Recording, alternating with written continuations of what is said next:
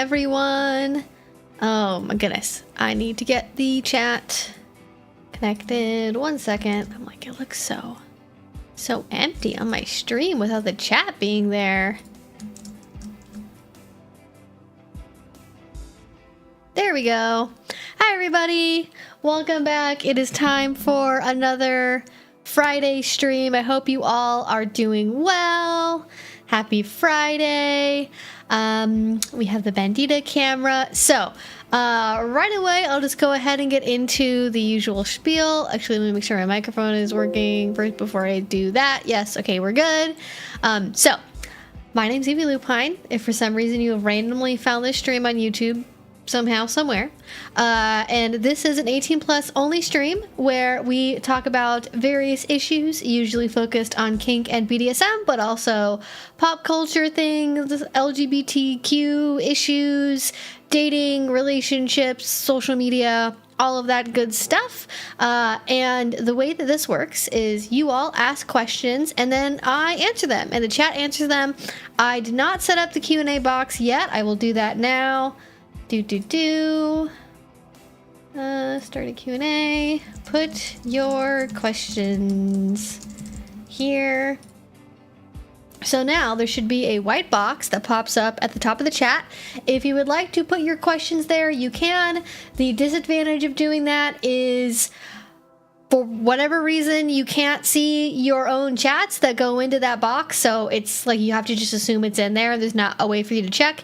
And also other people in the chat can't see it, so if you would like feedback from the rest of the community, if you would like to get a wide variety of ideas from people, I recommend putting your question in the general chat. You can also put it in the Q&A, but the advantage of the Q&A box is that it doesn't get lost over the course of the stream. It stays there the whole time. Because of the way YouTube chat works, if too much time has gone on since you put in a message, it'll like kind of like auto delete and then I can't see it while we're still live. So if it's been like half an hour, I recommend re-asking it, but please don't spam the chat. I do try to answer questions in the order they come in, just to keep it fair for everyone. If you would like to make it so I answer your question right away, you can use a super chat, either directly through YouTube or through Streamlabs down below, and it'll highlight your question on screen, and then we'll get to it right away. But otherwise, you can use the regular chat or the Q&A feature, and then I can't promise I'm going to answer it, but I will try my best to get to it. But in general, I go in order that people ask questions, so coming in early and asking questions early is good. Also, if you would like the stream, lurkers are great. If you're a lurker, if you don't chat, that's totally fine. I get it. I'm usually a lurker in other people's streams, but if you would like to help support, if you would like to contribute, you can always like the stream, and theoretically that might help more people see that the stream is happening or recommend it or something. I don't know. YouTube is a black box, and you know, we're just gonna try things and see what happens. Ooh, Twixie's nicotine free. Heck yeah, congratulations. That is a big to do. That is cigarettes and nicotine, man. I take one sip. Apparently I forgot how to drink tea. I don't know.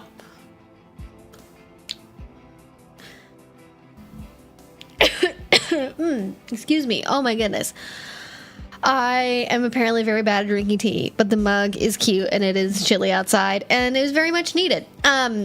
So that is essentially what you need to know. Oh, and then in terms of questions, I don't give advice about medical stuff. So if you want advice about, like, should I go to the doctor? Do you think this is like dangerous enough to where I should talk to a medical professional? Like, if you have any kind of medical or medical adjacent question, I am 99% of the time gonna tell you to go talk to a doctor or talk to somebody in the community who is a doctor or a nurse, because I don't have that information. If we're talking about run-of-the-mill everyday mental health stuff, like self-esteem issues or insecurity or jealousy, I feel equipped to handle that because I'm just a human person that experiences emotions and has learned how to deal with them in various ways. But if it's anything deeper than that, I'm going to tell you to talk to somebody else, because I am not experienced enough, I'm not educated enough to provide good detailed information in that direction, but that is what y'all need to know about that. Otherwise, please be respectful, listen to the mods, listen to me, and we'll have a nice fun time together. Yeah, I can't breathe liquids. I'm really bad at remembering that. I just think, oh, I can just inhale this, and it's like, no, actually you can't. You have to, there's the whole other part of the mouth you have to use, actually. Whole other thing going on there. Yeah. I just had a week from hell at work. Coming to your live stream is unwinding for the night. Oh, I'm so sorry, Doug. I hope things get better, but you're definitely welcome to come out and hang out. And you can always gaze upon our beautiful, very relaxed Bandita, who is currently enjoying the fact that there's not one, but 2 blankets on the couch. Ooh, true luxury. True luxury. So there you go, that's on that.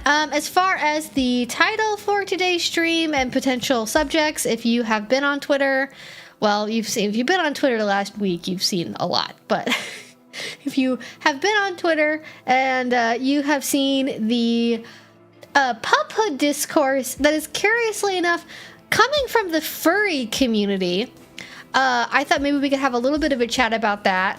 There's also some developments with Neil Gaiman that have been happening that are interesting, and boy howdy do I have a lot of videos to work on as a result of all this. I did not know that puphoods were like kind of a thing in the furry community, because I don't like hang out with furries. Like, I know lots of people who are kinky and are like, they maybe wouldn't identify as furry, like they don't own a fursuit, they're not going to like, you know, furry conventions or anything. They're not at that level of participation, but, you know, they maybe like the art, or they might have a fursona or something. Like, they're kind of like admirers of the furry community, I would say. And like, they'll wear pup stuff, or they're, you know, into pet play or something. And I didn't know that there was like an overlap that was that significant. And like, furries have very strong opinions about Mr. S. Leather pup hoods, I have discovered. And apparently it's a cyclical thing. I have not yet witnessed it. I think previously, I think, you know, I see people have reactions to people wearing kink gear in public all the time, but that isn't stopping anyone, is it? But I thought maybe we could have a conversation about that, especially if any of you, like, if you're more involved with furry stuff than I am, I'd love to also, like, pick your brain about it, too.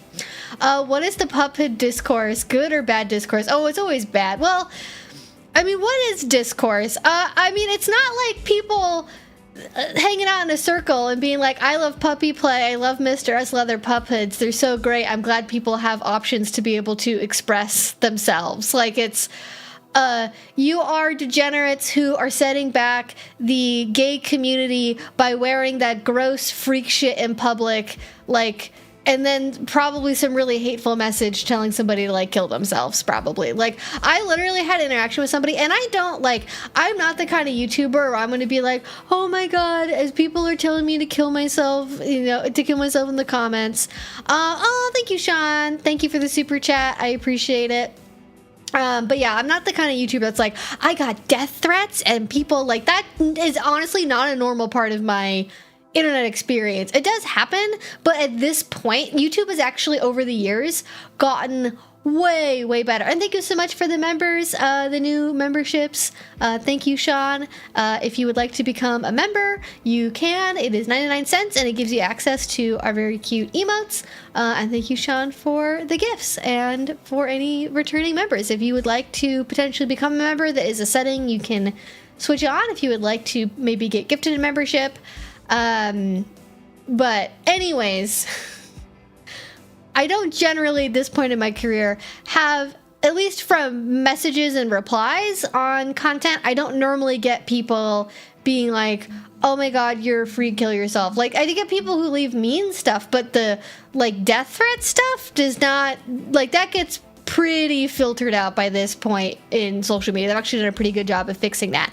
But I had an interaction with the puphood discourse of Amp from What's the Safe Word had posted something. I'd responded to it, And then I like gave an example of how like I think a big reason why people are having such a strong reaction to this is the person in the photo is a gay man.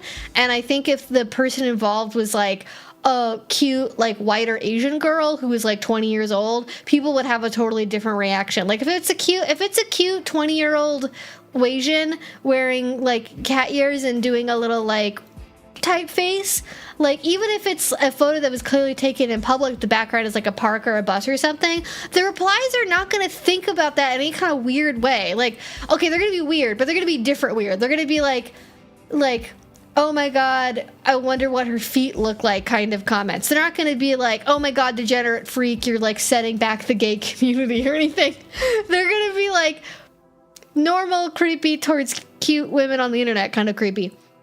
And I gave that as an example, and then somebody was like, oh, I wouldn't have a reaction to that. And then I shared another photo that was with somebody wearing like one of those really like almost cosplay-esque like bell collars that people wear, and they were like, oh yeah, if I like saw somebody like that in person, I would, you know, like I think this is something to the effect of like I would shoot them if I saw them in public. And I was like, whoa, holy shit, like people are not okay. And I'm sure it was just a troll, honestly. I don't normally engage with that kind of thing on Twitter, but for this topic I was like at least willing to be like, okay, there's a bunch of people in this reply section who don't know anything about kink.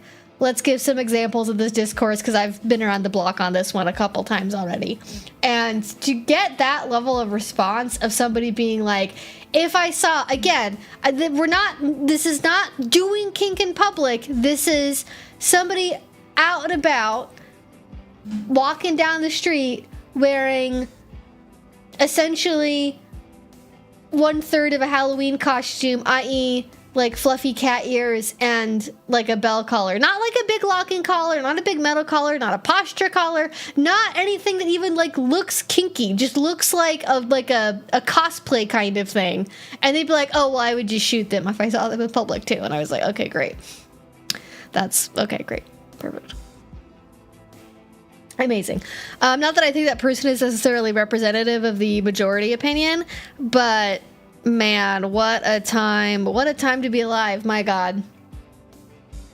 Yeah, fetishizing weird and not disgust weird. Like, well, yeah, exactly. It's like they're like, ooh, like I'm gonna objectify you because you look cute. And it's like, if it's like how tolerable something is in public or not seems to be directly proportional to how attractive the subject of the conversation is perceived to be by the people replying to it. Like, if somebody thinks that the person involved is like hot and sexy, they can get away with a lot more than somebody that they don't find attractive, right? If you're not attractive and or at least, you know, to the person, right? If you're not attractive to them and you're in public doing something that they don't like, or dressing weird or something, they're going to have a much stronger negative reaction to it than if they're attracted to you and then you do something that is unusual or weird in public. And they're going to be like, well, but like, it's hot because they're doing it. You know what I mean?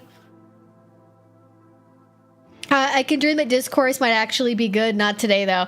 No, and apparently this is a cyclical thing with furries, from what I've discovered, like to the point that they make memes about where they're at in the discourse cycle. Like it goes between like pup hoods, something called poodling,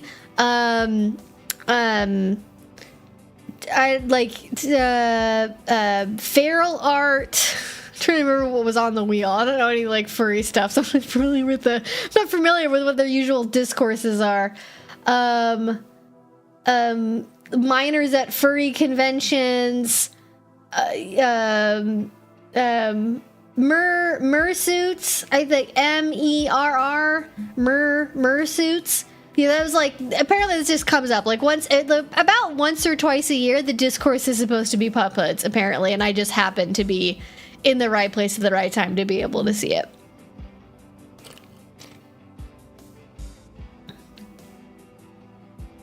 I've heard like fun things about furry conventions. I've watched, especially on Patreon, we watch like stuff about furry conventions sometimes, and I don't think that they would necessarily be for me. like, I don't have an interest in wearing a fursuit. I don't know what sort of activities at a furry convention I would like doing. I don't think I like the same kind of music as furries. Like, I don't know. Like, I would maybe go for, like, one day just to, like, if there was a good one near me, I'd go to just check it out and be like, what's this all about? Like, I'd go to, like, the artist alley or something, you know, because, like, I'm sure they have, like, cute keychains and, like, stickers, and, like, there would be cute stuff. There would be cute stuff that was worth seeing there, and, like, new artists to discover, and that would be worth it. But I feel like normally with furry conventions, I do hear about people doing things that are sexually depraved, and I mean that positively. I mean that in, like, a warm and an affectionate way, but it has nothing to do with, like, being kinky.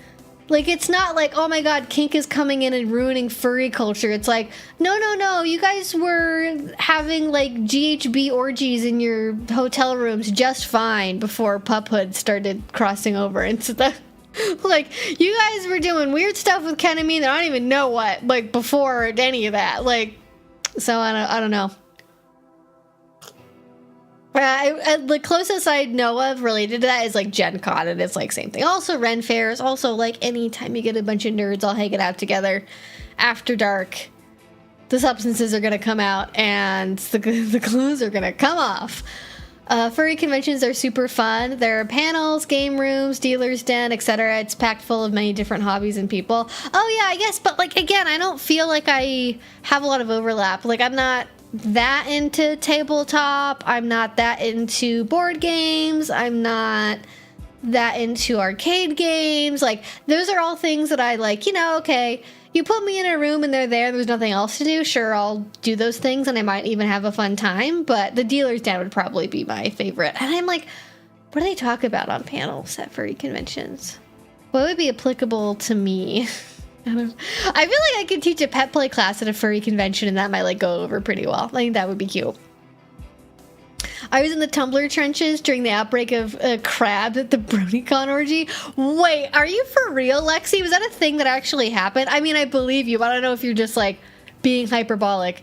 And no, not a single one of those words is in the Bible. No. I mean, crabs might be. But this is in a totally different context. But no, wow, that's... I thought we got rid of crabs. I thought crabs... I feel like we've had this conversation before. I thought crabs went extinct. I thought that we just all started getting Brazilian waxes and then they, like, died off. Maybe that didn't happen. The majority of furries I know, I've met through the local kink community. I think if you're kinky, that's... Like, if you're kink first and then furry second, like, that's pretty typical. I know probably 2 people who are furries, and I know a handful of people that are, like, fur adjacent, if that's a term, who are, like, they're into, like, maybe they like furry art, or they have a fursona, or, like, something like that. And I've seen a couple of people at conventions wearing fursuits, and that never used to happen. Like, the first, like, probably 6-7 years I was in the community, I never saw somebody wearing a fursuit at a kink convention. And the last couple of years post-pandemic, it feels like there's more overlap, and I've seen more people wearing fursuits at kink conventions. But also, it's not to say that it has never happened anywhere, it just wasn't happening at the conventions that I went to. And that might also be a result of maybe, like, furry conventions closing, and so maybe they go to the kink conventions. Like, there's some kind of cross-pollination happening there, I don't know. Shellsona, that would be funny. It's the name for when you're a crab, yeah. If your fursona was a crab, yeah, exactly. It'd be called a Shellsona. Exactly. Did they even know about crabs during the Bible days? I'm going to say that they did, because depending on what part of the Bible you're talking about, there's a section of it in which the Roman Empire existed, and the Roman Empire extracted purple dye from mollusks. And if you know about mollusks and snails, I'm going to assume that you know about crabs. I'm going to assume. Lobsters, I think, different question. Crabs, pretty sure people knew about crabs, because they just, like, hang out on the beach. I might have something like that to figure out what the vibes are, yeah. Maybe not whole conventions, but I went to a small local furry-themed market, which was cool. I don't consider myself a furry, but I had friends there, and the market was the Goodsome? was good. Oh, some wore fursuits. Oh, okay, gotcha. But not all. Yeah, I mean, I don't think, to be clear, I don't think that, like, having a fursuit is a requirement for getting into a furry convention, in the same way that, like, owning a full black leather outfit and a kilt and a flogger is, like, not a requirement for getting into a kink convention. Like, there's definitely a look that certain people from different groups wear, like whether it's furries or ravers or kinksters or goths or rivet heads. Like, everyone has kind of their own subcultural clothing niche, and, like, you're gonna stick out if you're not hewing relatively close to that, but it doesn't mean, in most cases, in America at least, you're not allowed in the door if you don't dress exactly that way. You know, we allow variety, especially in kink, because there are so many different ways you can make outfits related to kink, and it might not be visually apparent, right? Like the traditional leather daddy versus, you know, like a caregiver type daddy who's dressing up with the polo and the khakis and the white Adidas sneakers, or the New Balances, I think are probably more dad coded. Like, you know, those can both be kink outfits, so we can't really judge based on who's coming in the door and how they're dressed. Now, how people act coming in the door is a different question, and if somebody looks out of place, you might want to be like, hey, so do you know what this is? Just check in a little bit, I think is fine. Yeah.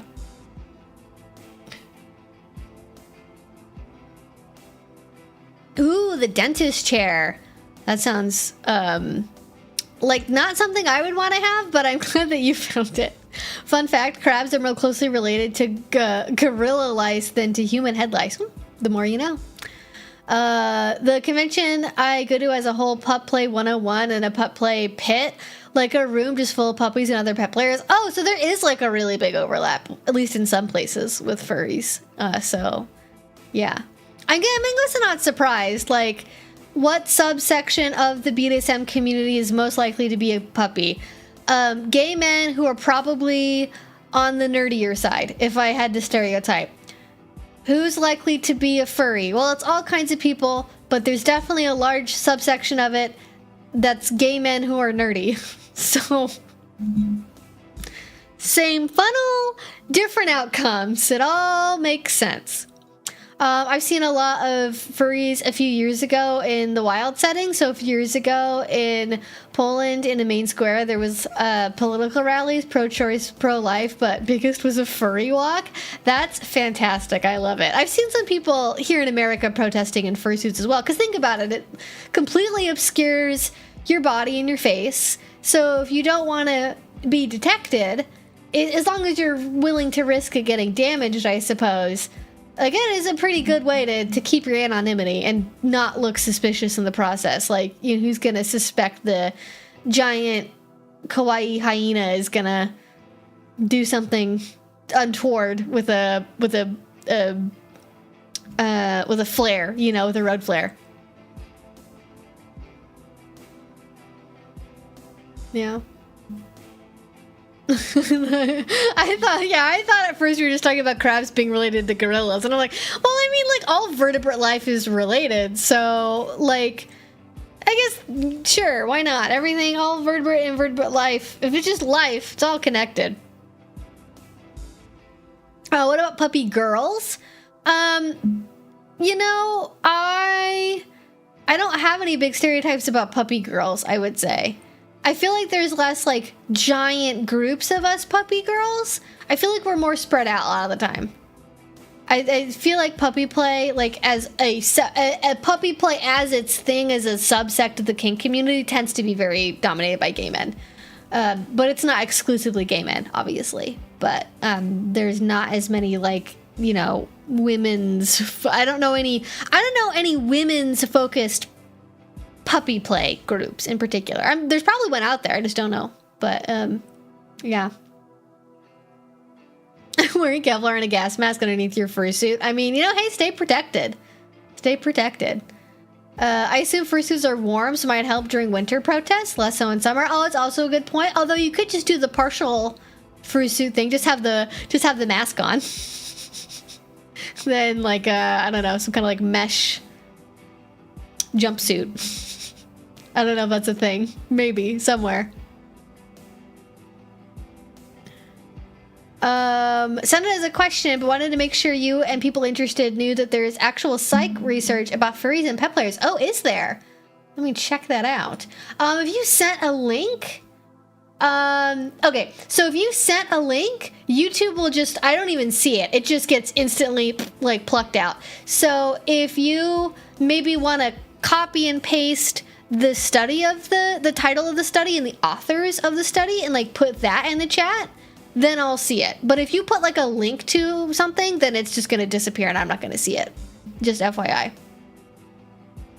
Dallas, Fort Worth, and Austin, Texas have femme-type focused pet play or pup play groups. Oh, that's awesome. I mean, pet play for sure in general. I've seen that, but not for puppy play in particular. Apparently Austin, apparently Texas. All right. Note to self, not that I'm planning on moving to Texas anytime soon, but it's nice to know that it's out there.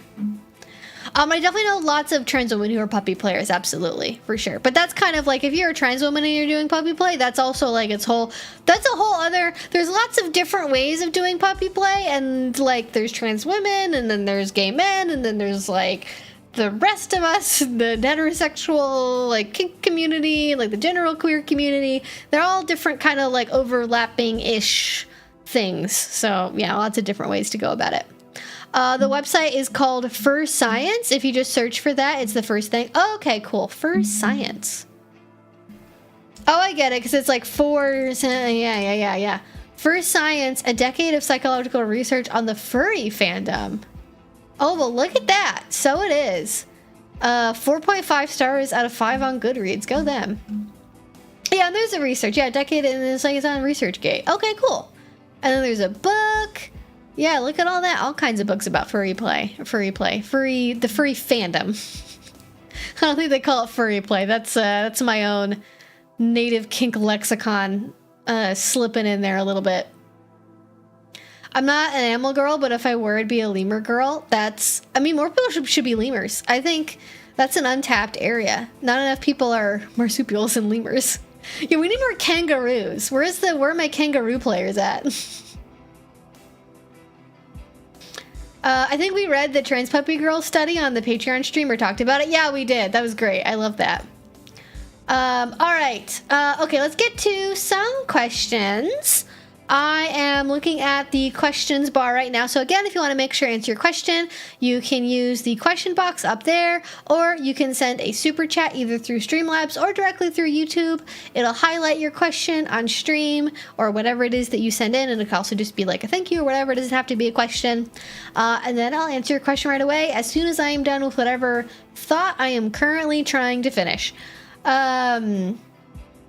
And actually related to puppy play, we have a question here from Submit, and it says, "Hey Evie, I've been wanting to get a pup hood for a while now, but I'm not a fan of the classic neoprene style.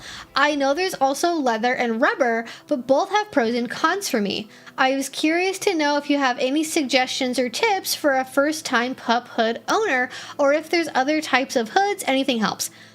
So I'm very much in the same boat as you are, because for the way that I do puppy play, I feel like a lot of the hoods don't really speak to me.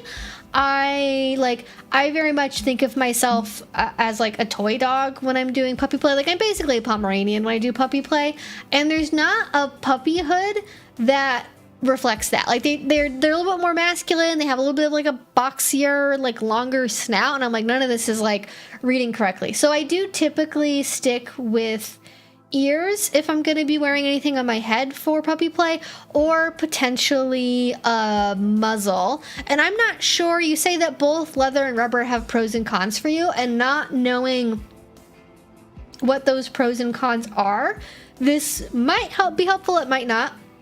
There are a couple of people who make like muzzle type like hoods or head harnesses that don't fully obscure the face, and so they're more breathable. I think if you have any kind of claustrophobia, or if you don't know how you would feel wearing like a full covering hood, I feel like it's a good intermediary step.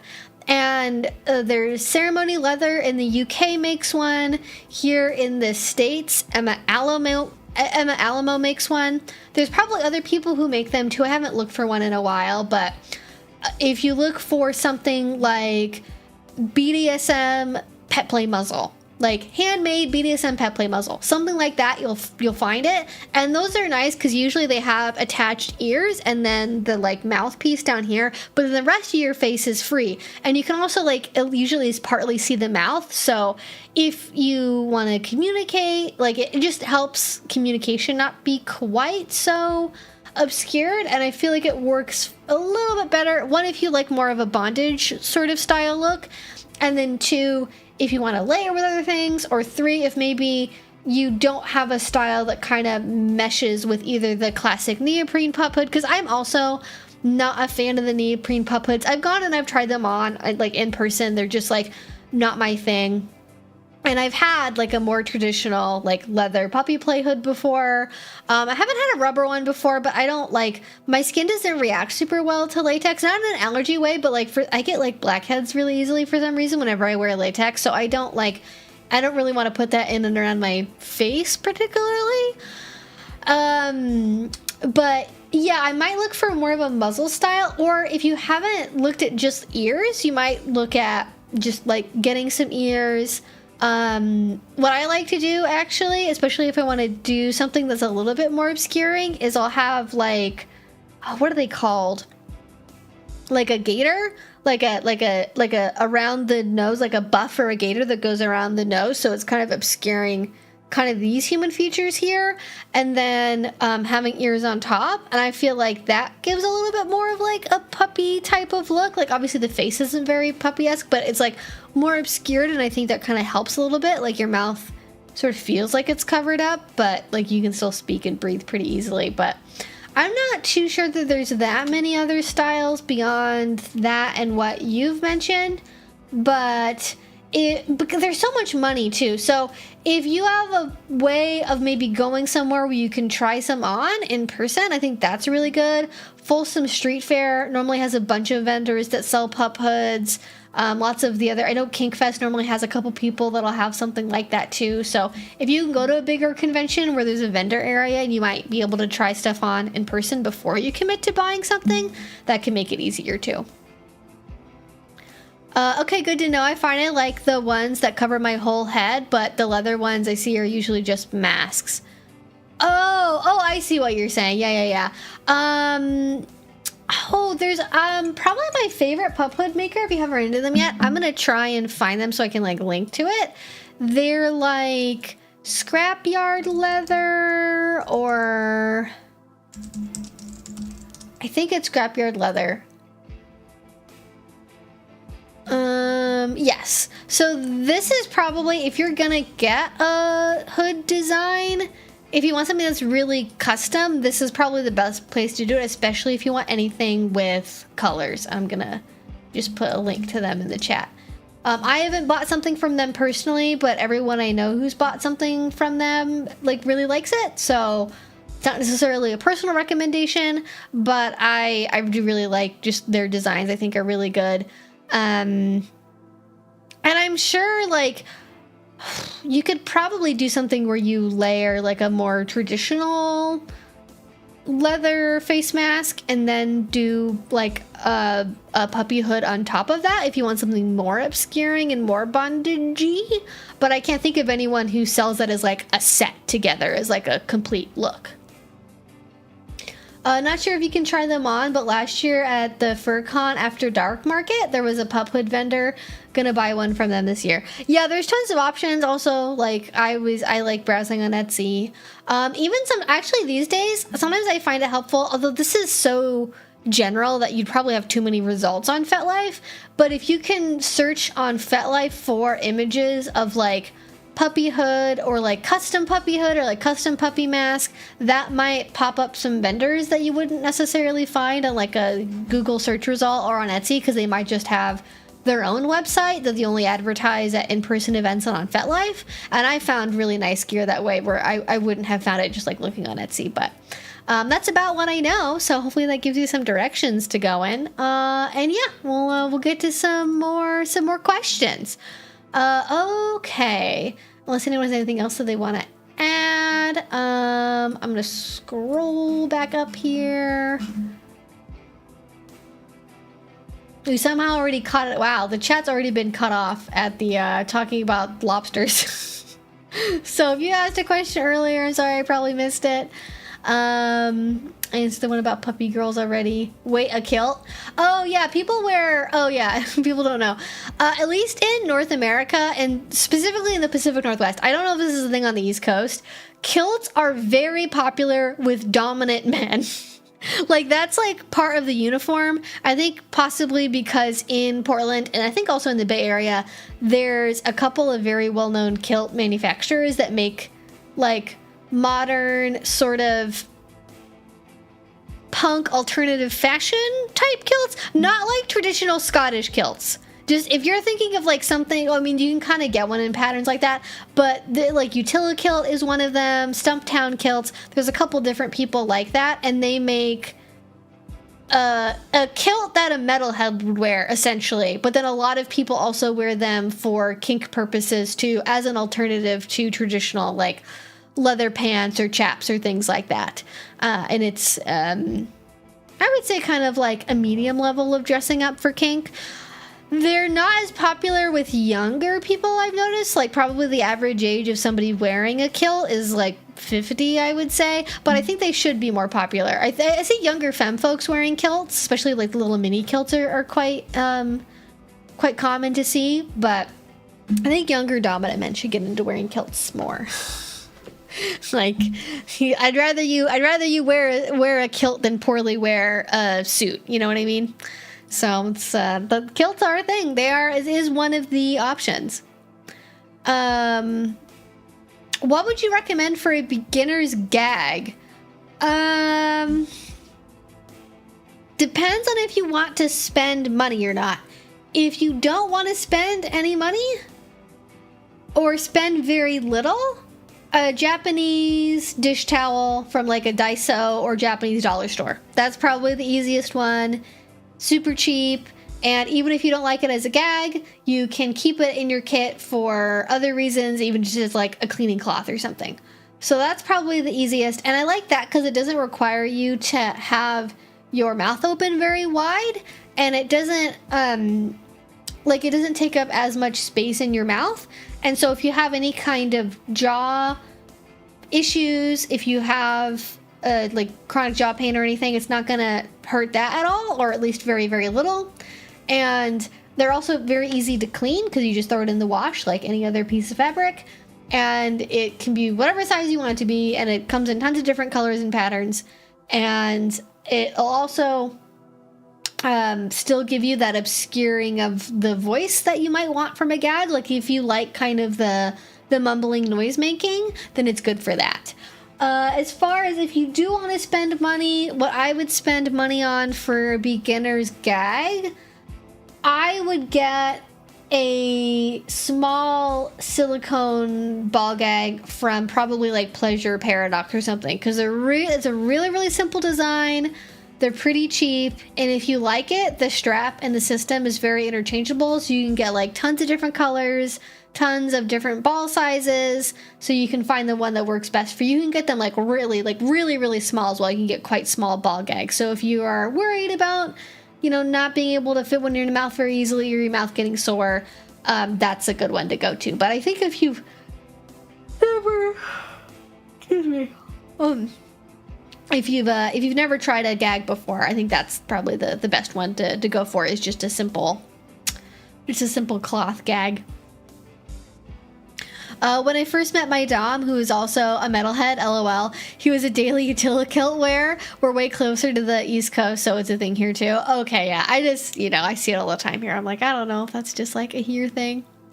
Interesting. I think if I were to wear a kilt to a kink event, it wouldn't be for dominance, but for the express purpose of getting flipped. And maybe, yeah, I don't know. It's very popular specifically amongst dominant men. I don't think I've seen a submissive man wear a kilt, which is not to say that they don't, but it's for whatever reason very dominance coded. And I think that might just be like an ease of access thing. Like, I have my kilt on, therefore it's easier for me to like whip my dick out. I think that's more or less what it is.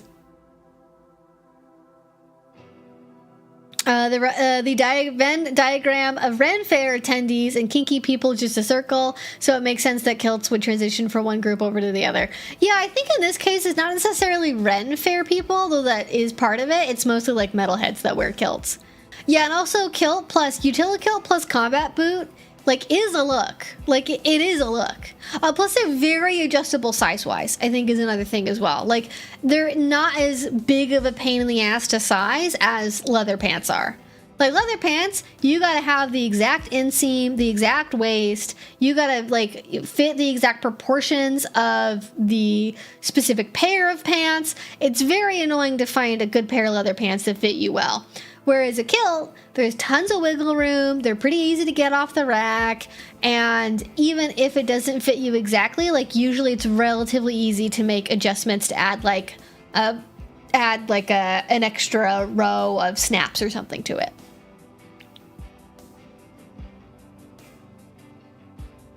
When I'm in pure sub mode, I wear leather shorts and a harness. Good luck. When I'm in switch mode, I'm in kilt, vest, and boot mode. Yeah, that's a good look. That's a good look. I feel like I hope there's like a kilt vendor at Kinkfest this year. I would really. I used to have a kilt. I haven't had one for a while, and I'm like, do I want to wear a kilt again? I don't know. It's a male version of a cute skirt. Yeah, exactly. It's like, as opposed to be like, it has pockets and spinning around really fast. It's like, you know, also look, it has pockets, but different reasons. Yeah, that's also good in case your like body changes. Yeah, exactly. Oh, thank you. Your channel has been so helpful for me and my partner. I just wanted to show our appreciation. Your information is so approachable and in depth, which is a hard line to reach. Thank you. Thank you. I appreciate it. Okay, let's get back to some more questions from the question box. Again, if you want to make sure to answer your question, the best way to do that is to either use a super chat or to use the question box. If you don't put it there, I can't promise I'm going to see it because YouTube doesn't let me infinitely scroll back, so I sometimes do lose things. I try my best not to, but it does happen. Ooh, interesting question. What factors do you feel play a part in the pup community suffering from a disparity of female presenting pups? This is a very particularly worded question, which I do appreciate. There's a couple factors going on there. I think one is just that puppy play started being popular in the gay men's community. Like, historically, it is very associated with gay men, and so because of that, you're gonna see it still mostly be focused around, like, the gay men's community. I think, two, there's definitely gendered assumptions with pet play. I think this is going away, but when I was first researching pet play, a lot of the educational stuff about pet play was very gendered, and it definitely talked about it as though, you know, female equal kitten, masculine man equal puppy. And because of that, it makes it hard for people to imagine themselves like being in that role. And when people can't imagine themselves being in that role, they don't join the community, and so then you don't see other people doing it, and so because there's not representation there, other people don't do it either, and then it kind of just self-perpetuates in that direction, on and on and on and on. So that's part of it. I think one of the other factors too is the degree of overlap between the gay men's community and the rest of the BDSM community, because there's so many different subsets of the kink community, and depending on where you live, the gay men's community is very separate from the rest of the kink community, and especially if you are a straight girl, even like a queer girl, you might not know if you're welcome in those spaces. You might not know if you're like allowed to attend those kind of events, or it might, because of the existing disparity, you might not feel comfortable going to those events because, like, you know, I want to find a partner, these are all gay men, like, how much am I going to have in common with them? Are they going to feel like I'm invading their space? Like, I think especially for new people wanting to get into stuff, those are the kind of questions I would pretty commonly see from folks. Another thing too is the ease of access of gear and like what gear is designed for and who it's designed for. So, you know, a lot of puppy play gear is like, look at the Mr. S neoprene puppy hood, right? Like a lot of the puppy play gear that's for puppies first is very masculine. And so if you're not into looking masculine, you like are gonna have trouble visualizing yourself in that. You're gonna like probably gravitate towards something else. Whereas for lots of other types of pet play, especially like kitten play, there are hundreds of options probably for people who make all different kinds of like cute collars and tails and ears and accessories that are all levels of feminine. And I think maybe more speak to like fashion wise, like maybe what a lot of like feminine people want from their puppy play. And this is certainly what I saw, you know, why it exploded the way that it did. I think those are probably the main hurdles, is just like representation, sort of like what the market is geared towards and who the market is geared towards, and just going from there, really. But yeah, those are probably like the main reasons I can think of. I'm trying to think if there's anything else that's like another factor to consider. That's probably the most. I have seen it changed a lot. Like it's when I was first, you know, starting out in the kink community like 10 years ago now. Oh my God.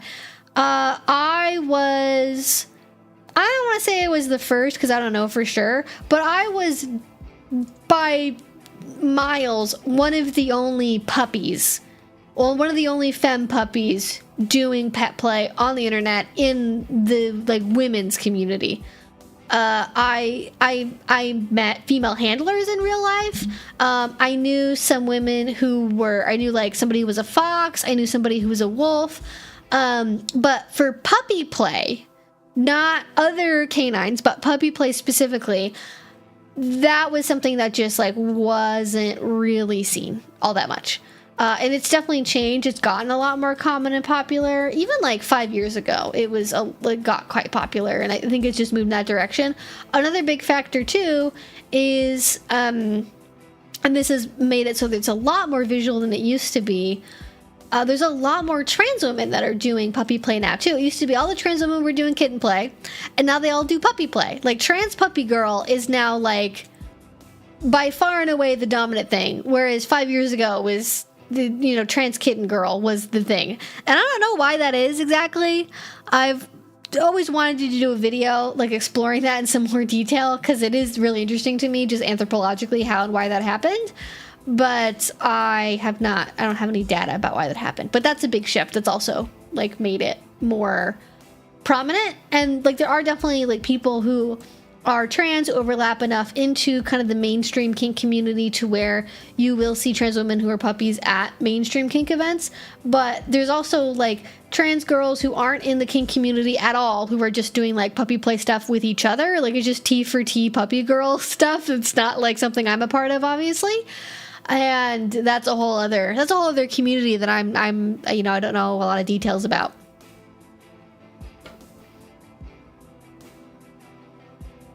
I'm a cis woman and I'm demisexual, but mostly attracted to men, and I've definitely had some interesting reactions when people find out I'm a puppy girl. Oh, really? Like, interesting in what way exactly? Trans girls are helping us bridge the puppy play gap, fear not. They truly are. They are doing the Lord's work over there. One thing I do like about my community being smaller is that it's a lot less segregation. We're all sort of mixed in together, and I do enjoy that. Yeah, and I think on like a local community to local community level, you do see a lot more mixture of different subsects of the community. Like certainly like my first kink community I was a part of, like they were all different people doing all kinds of puppy play. It wasn't that split up. But then when you kind of zoom out and you're looking at the community in sort of the broadest possible lens, I think you do see quite a bit more separation maybe than you would on just sort of like, here are the pet players in Dallas, I guess, right? I wonder if empty spaces had any role in that. I wouldn't know. Yeah, I don't know. I'm not sure. I have kitten space too, but it really depends on how I feel that day, whether I'll be into pup space or kitten space. Yeah, and also a lot of people do more than one type of pet play. That's also definitely a thing. No, we're still doing the questions. You haven't missed anything. I get a lot of questions, so I can't promise I'm going to get to all of them, but I think I actually see a question from you in my Q&A box. So not to worry, John. You are in the queue. If you'd like to make sure I answer your question right away, you can use a super chat. You can use Streamlabs. Otherwise, you have to be a little bit patient, and I will try my best to thoroughly answer as many questions as I can. Puppy Play's historic gender divide. Anything to do with old puppy play being heavy on humiliation?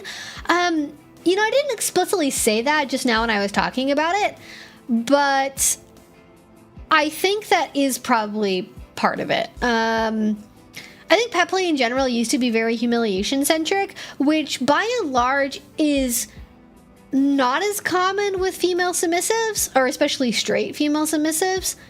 It is, I think it's, if I had to rank probably who I think is the most commonly into humiliation play, it probably would be like straight male bottoms, gay male bottoms, like a whole other mix of category of people, and then female submissives, which I think, like, okay, if you're experiencing day-to-day misogyny, do you want like extra humiliation from like maybe a male partner on top of that? Like, probably not. I think it makes sense why humiliation play isn't as common amongst female submissives. It's also not never ever. It's not like it doesn't happen. And just like proportionally, if you survey one group versus another, what proportion of male submissives versus female submissives say they like humiliation and that it's a main kink for them, I think there's going to be a pretty big disparity there.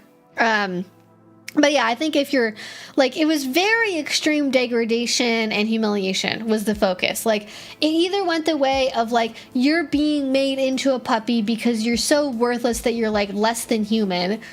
And so, you're just going to be there to entertain me, like that kind of thing. And it's like embarrassing and awful. Or it was like extreme degradation. Like, you are not a human at all. You're not allowed to speak. You're not allowed to use the furniture. You have to go to the bathroom on toilet pads. Like, you sleep on the floor. Like, you eat all of your food and water out of like a dog dish. And the only thing that you can do is bark. Like you're not even supposed to like look at a clock. Like, it can get really, really extreme. And definitely remember seeing that when I was first getting into the community, like when I would try to research stuff about like, how do I do pet play? Like, it was a really weird mix at that time between like Tumblr advice about like how to make DIY pet toys and like real pet play is like to become less than human, to be treated like a pure object by your master. And once you become this, you can never ever go back. Like, that's which I realize now looking back on it was probably like meant to be like titillating and erotic for people, that like, ooh, once you become a puppy, like it's forever, and then this becomes your life. And it's like, okay, well, you gotta go to work on Monday. Sorry, Bob. Like, you don't get to just be a puppy forever. You have to eventually like put on your big boy pants and drive to the office. Like, there is still that. So yeah, I think that's definitely a factor for sure.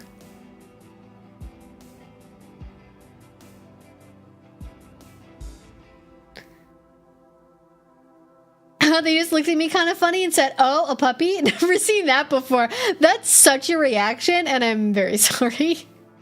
Oh, people. Just so close-minded. Like, I've had my version of that, which is the like, wearing ears, chasing a ball, barking, and then somebody turning to my partner and being like, "Oh, you have such a cute kitten." It's like, I'm literally barking.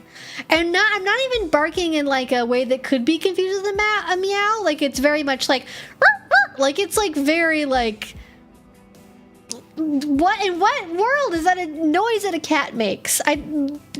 No. It's very silly. But we introduce people to new ideas. We expand their horizons. We say, actually, I'm a puppy. I'm doing puppy play. And they go, oh, okay. And then they go, oh, why are you into that? And then I go, I put my educator hat on. And then I say, I like being a puppy because I've always felt like I very closely relate to dogs. And I really like dogs. And dogs are my favorite animal. And for whatever reason, this is just how I am. And I'm just following the beat on my own drum and the desires of my own heart, and that's where we go. Yeah. Oh no, puppy girl calling in sick day at work to go to the vet because she got parvo. Oh no. Oh, that's a role play idea right there. That is, so I haven't even thought of that before. That's a good one. I have found many women who have enjoyed some mild humiliation for me, but that could be influenced by the fact I'm trans-masc, so it's not a cis man humiliating them. I think that's probably a big factor, to be entirely honest with you. I think if you're like heterosexual, dating cis men, having them humiliate you is like a different, and maybe that's just me projecting my own feelings onto that. Like, I don't do humiliation play with, like, I did it once with a cis guy, and like, that's good enough for me. Tried it, was like, okay. I don't have any need, and I know people who do this. Like, there's like the hot fud. There's some other people who do that are like, you know, in heterosexual marriages that, you know, are monogamous, that do humiliation play and fear play and stuff with their male partners. It does happen, but I don't think it's the vast majority of, you know, bottom and submissive women that I know are primarily motivated by just physical masochism, bondage, and DS relationships would probably be the top three. And then humiliation is, you know, somewhere lower down on the level for that. I live in South Central Arkansas, and a lot of people here are really close-minded, and man do this, woman do this is the main mindset for sure. That's very frustrating. Evie, would you be interested in using your platform to help with kink research, like helping ask the right questions? Yes. If you are working on a study and you would like to know about that kind of thing, you can email me. My business email is, I think, on my YouTube homepage, but I will put it in the chat just for people. You know, if you have a professional question, if you would like me to teach somewhere, if you would like help with something professionally, this is not to send long love letters or poems to, or like, hey, what up messages. This is for like actual professional reasons, okay? Not for any, not hey, sup, you up, like looking. Don't send anything like that to that email inbox. I will block you instantly on all of my everything. IRL power dynamics in a patriarchal society probably hit a little too close to home, I would imagine. Honestly, that's what RadFem should be looking at. RadFem spend way too much fucking time worrying about physical sadomasochism when they should be asking more questions about humiliation play. I think, but they just, their minds are not creative enough to do that, so they don't. We're talking about puppy play and humiliation play. It's great. We're having a fun time. All right, let's get to some more questions. And again, thank you all so much for your questions. I'll try to get to as many of them as I can. Let me see.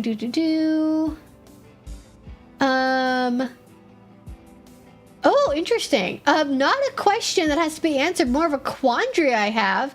If one had a gifted $40 for Amazon, what kinky jewelry or sharp/tickling or pampering toy brand is still worth it? Been a while. I don't know if any like kink manufacturers who make stuff for kink that sell things on Amazon that would be worth it for $40, or just any price point, to be honest with you. So if I was looking for something on Amazon, this is what I would look for like pampery sensation play stuff. I would look for exfoliating gloves. I think that could be really good for tickling. I would look for a soft body brush, good for pampering and for tickling. I would, and again, I don't have like brand specifically for this. Is kind of like a general thing to look for. And let me see, what else do I look for specifically from Amazon if I had a gift card to spend on there? It's like sharp, tickling, or pampering. I have an idea in my head. It's on the tip of my tongue. I'd probably get cryo globes. I would get like the refreezable like glass cryo globes, like the ones you can use for like depuffing under your eye, because again, pampering but also sensation play. That would be what I would look for. And especially for sharp and tickling and like pampering, the combination of all of those, I would look for a dry body brush, because you can spank with the brush, you can brush with the brush, you can tickle with the brush. It's good for so many things, but then that won't be your whole gift card. It'll probably be like $20 maybe. That's what I would look for. But good question though. Definitely not one I get asked every day.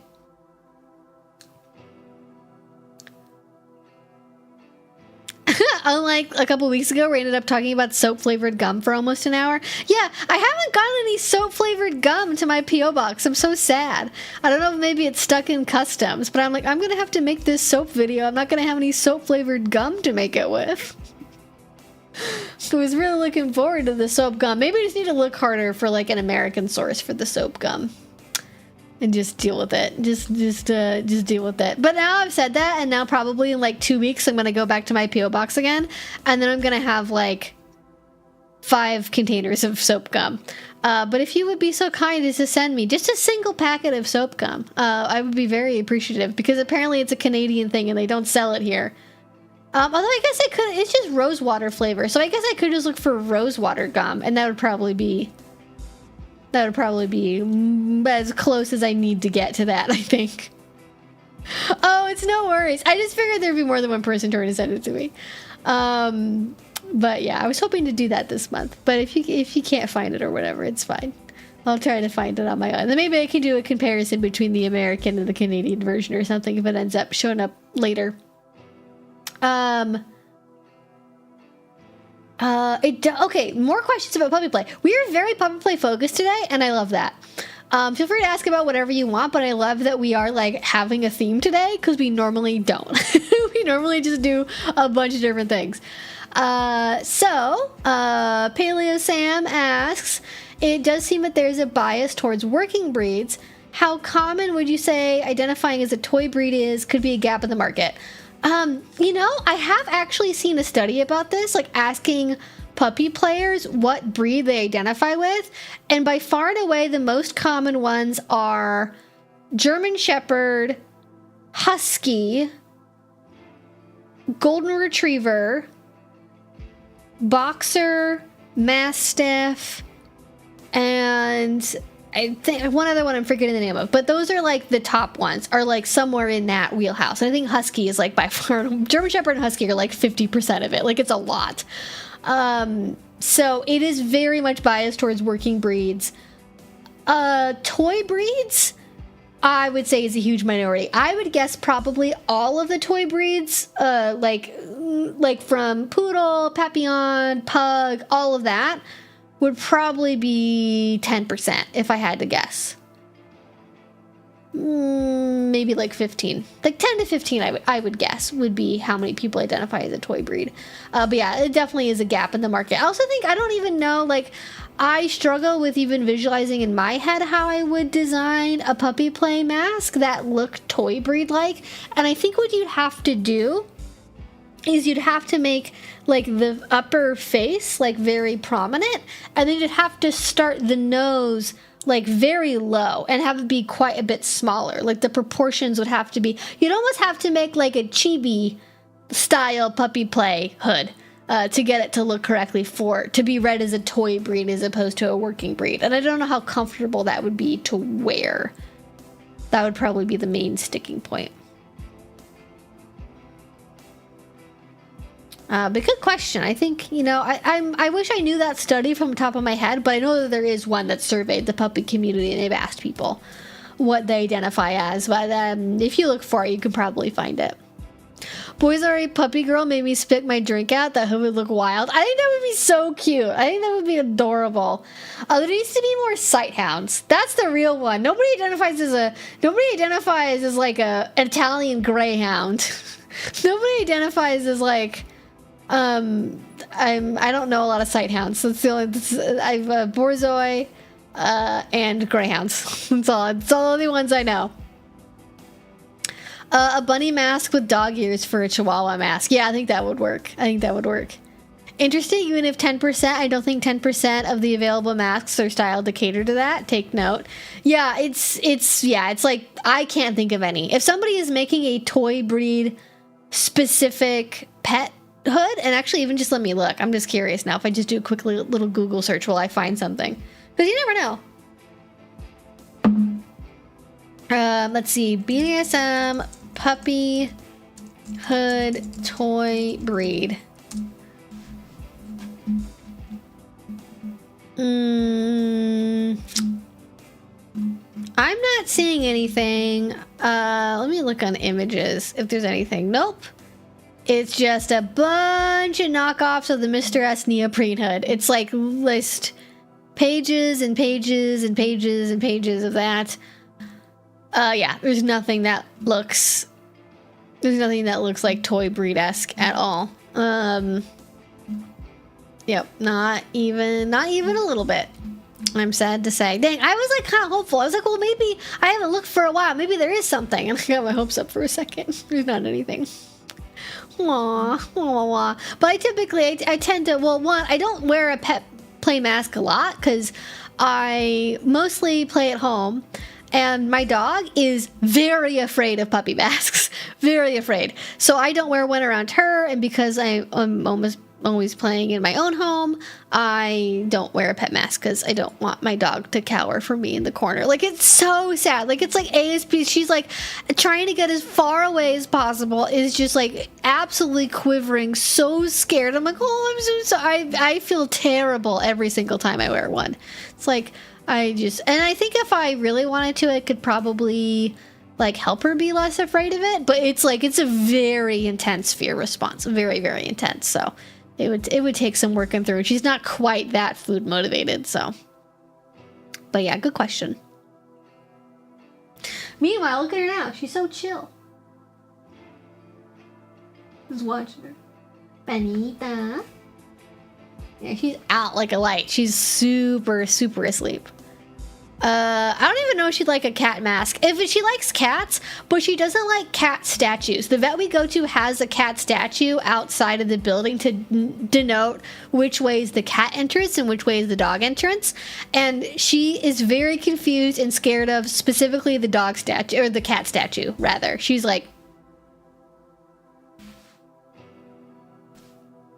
you're looking at this? Like, that's her reaction, is like, the fuck is that? Like, she is not about that. She is not a fan. But she is the queen, and so I do whatever she wants. Is it puppy masks specifically, or all masks? I haven't worn other masks around her enough to know, but I think anything that's a person she knows where the face is really heavily obscured, I don't think that she's a fan of that in general. Like, I think if I wore a Halloween mask, she'd also be like, what the fuck? Like, if she could smell me and look at the rest of me and be like, that's a person I'm supposed to know, but then my face is all fucked up and weird looking, she's gonna be like, what the fuck is going on? Like, she's probably not a fan of that, would be my guess. But like statues, face masks that look like animals, like if you go to like a Cabela's or something and there's like those like giant, like, you know, stuffed bear or whatever, also not a fan of those at all. Not a fan. Very suspicious. As she should be, honestly. As she should be. She is extremely soft. Maybe it's like if a human saw a Titanic ape deity in their room. That is more or less what it is, yeah. More or less. Oh, good question from Lunar Nephilim. How do you talk to your partner about non-sexual kink? Because they just, they seem to just get confused. And then they had a follow-up that says, how do I explain non-sexual kink to my partner?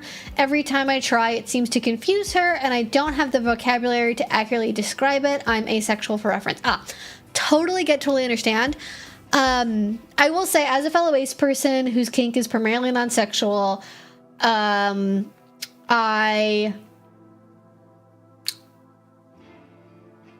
I don't know if there's always a way to explain it to everyone. Like, I don't think that there's necessarily a magical combination of words that will make it so anyone will understand it. Because some people, it's just too different. It's just so alien to them that you can use whatever terminology you want. You can say whatever you want, and they're just going to look at you like you have two heads. They're going to be like, I'm not getting it. Sorry. Just not compatible with my brain.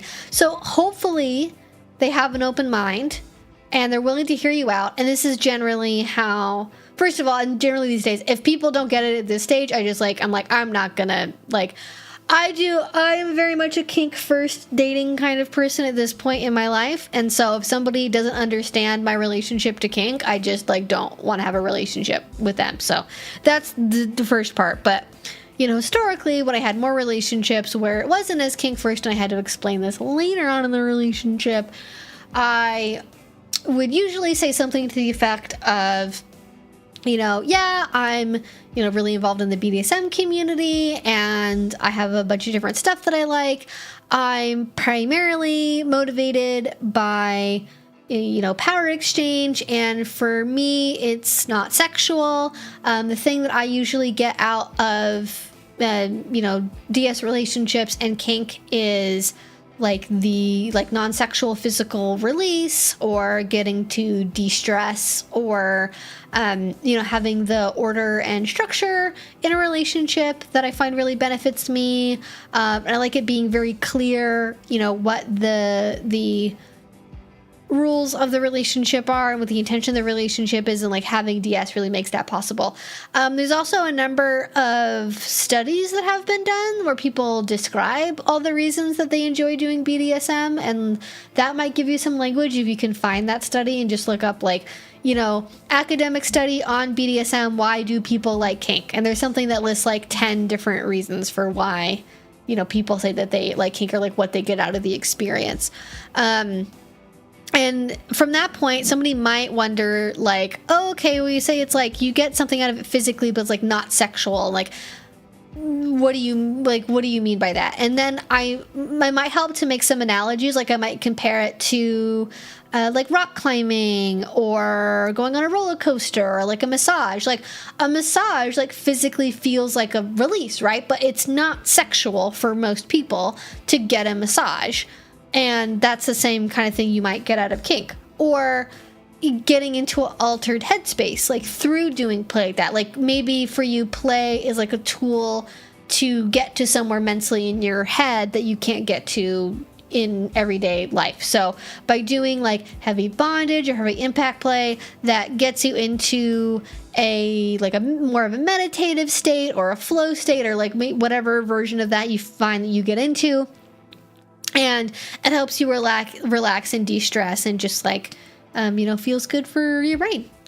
But it's hard. If somebody just doesn't get why kink can be non-sexual, trust me, I've tried every possible way I can think of to explain it in my videos, and some people are just not capable of getting it. And hopefully that gives you an idea of how you might be able to explain it, but some people are not necessarily going to get it, no matter what words you happen to use. Trying to think if there's anything else I would say in addition to that. I mean, hopefully they get that you're asexual.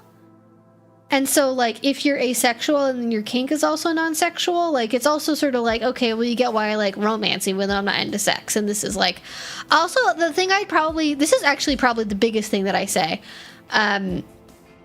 is, for me, not all of my kink involves romance, but kink and romance are very tied up for me.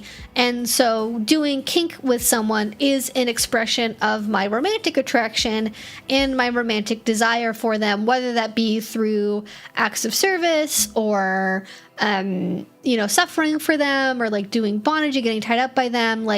Giving myself to my partner in that way is an expression of emotional romantic affection that, at least on my end, is not sexual. And my partner might think sexually about it, it might be arousing for them to have me sweep the floors or whatever, but that's not mentally what I'm not getting physically aroused by that. So other people might receive my submission differently, but it's a way of expressing romantic attraction, romantic desire for someone, and then emotionally bonding with them. I'd probably focus on, and I don't know if this is true for you or not, maybe focusing more on the emotional component and the emotional bonding component, rather than just physical sensations, if that's something for you. That makes sense. Thank you so much for answering my question. Your advice was extremely helpful, especially the metaphor alternate reference. That's super, super useful. Thank you so much. Yeah, good luck. Let me know how it goes. Hopefully they get it. And if they like studies and research, if they still don't get it, maybe they'll benefit from reading a study about it or something. You can be like, hey, I found this study if you want to read it. And hopefully that'll help them get it. But it is difficult. It is, because when you 50 Shades of Grey, or any other example of BDSM that's in mainstream modern culture, what is it? It's somebody doing something with a penis. So it's somebody getting their rocks off because a pro dom spit on them, or it's all very sexual. It's all very, very sexual. Oh, we've been together for 4 years, and this has always just kind of been a confusing topic. Oh my gosh, 4 years? Well, I mean, congrats on being together for 4 years, but I'm sorry that this is such an ongoing conversation. Hopefully this helps unlock something a little bit, and, you know, helps it broach the subject in a different way.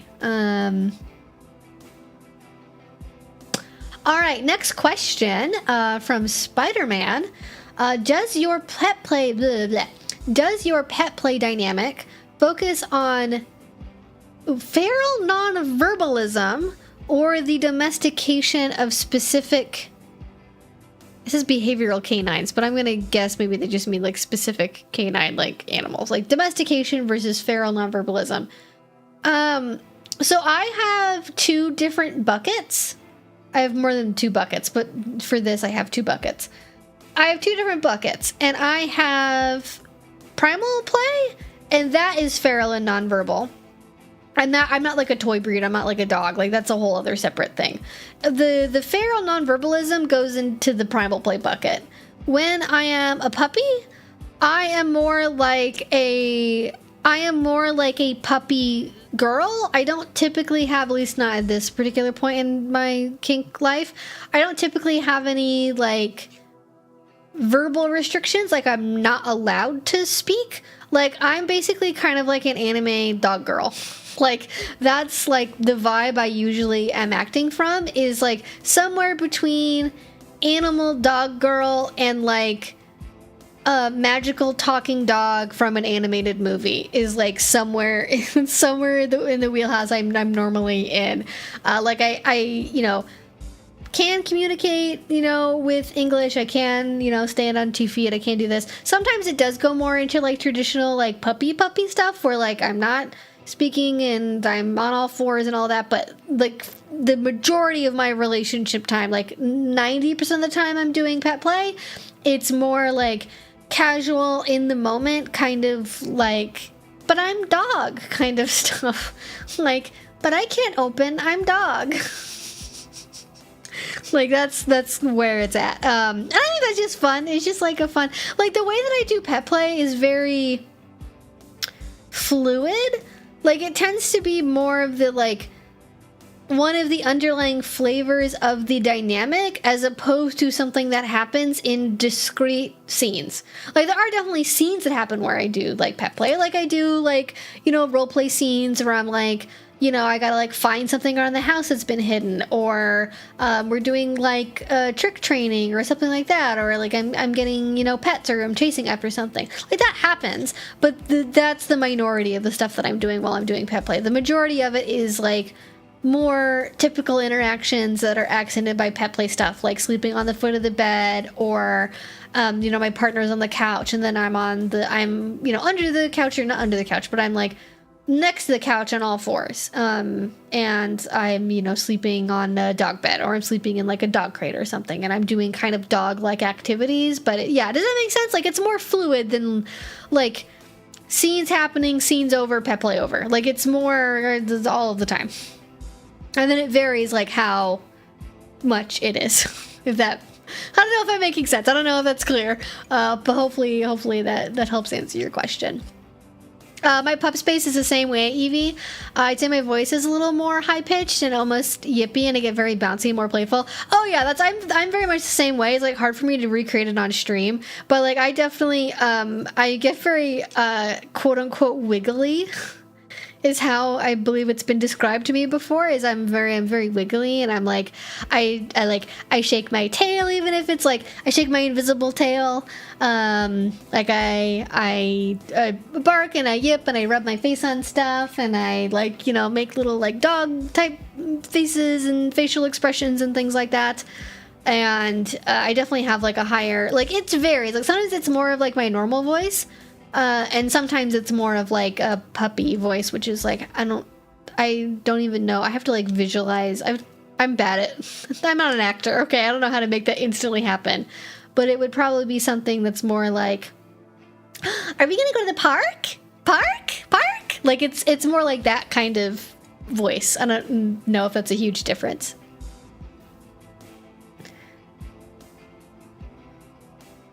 Or yeah, just general facial expressions and things of that description. I realized in kink I associate domestication with farm roleplay, cows, pigs, horses, rather than with pets. Yeah, I mean, I guess sort of the assumption is that like house animals like kittens and puppies are already domesticated, whereas like, you know, cows and pigs and horses might be a little bit more wild. Oh yeah, I also do a lot of awoos. I do a lot of awoos and do a lot of bark, bark, bark. I make a lot of like general like animal type noises like like that kind of thing. Like just general, they're like conversational accents. Like it'll be mostly in English and then it'll be accented with a ooh. You know what I mean? Sometimes you just gotta woo a little bit, you know?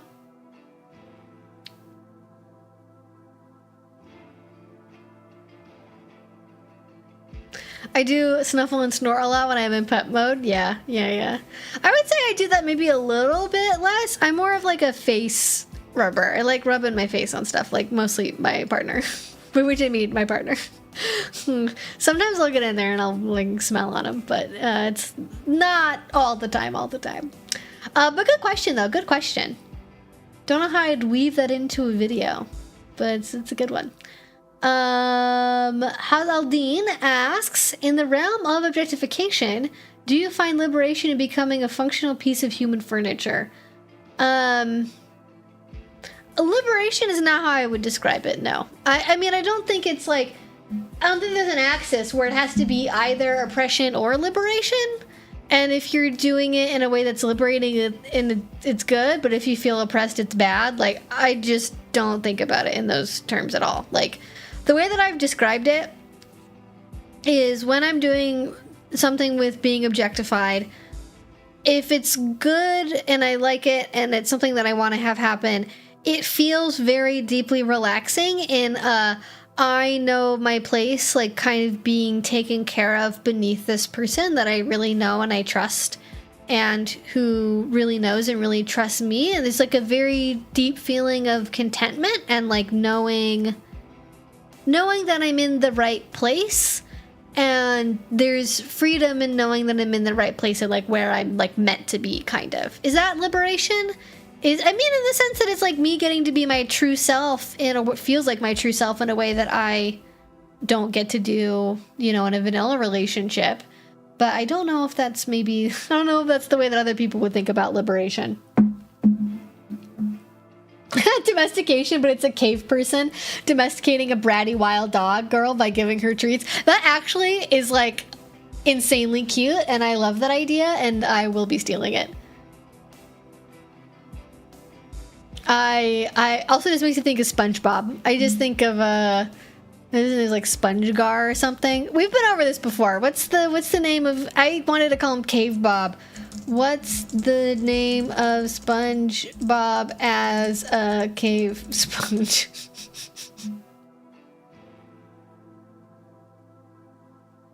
The cave sponge character. Oh, that's a different one. That's Spongy. That's like a totally different. SpongeGar, also known as Primitive Sponge and Caveman SpongeBob. But Primitive Sponge, that goes like SpongeGar. I think we should call him Cave Bob. I think that's the one that makes the most sense as my own personal invention. Yeah. SpongeGar roleplay. Somebody get on that, please. That'd be so... If I saw somebody doing SpongeGar roleplay at a dungeon, I'd lose my shit. I don't even know. I'd lose it. I'd fully Lana Del lose it, you know? I couldn't process that. I'd be rolling on the floor. Like, actually, for real. All right, next question here from Eileen. Is there advice for impact play where we need to keep the sound of impact down? I have a video that you should watch, actually. If you search for, like, quiet or, like, discreet or something like that on my channel, it should pop up.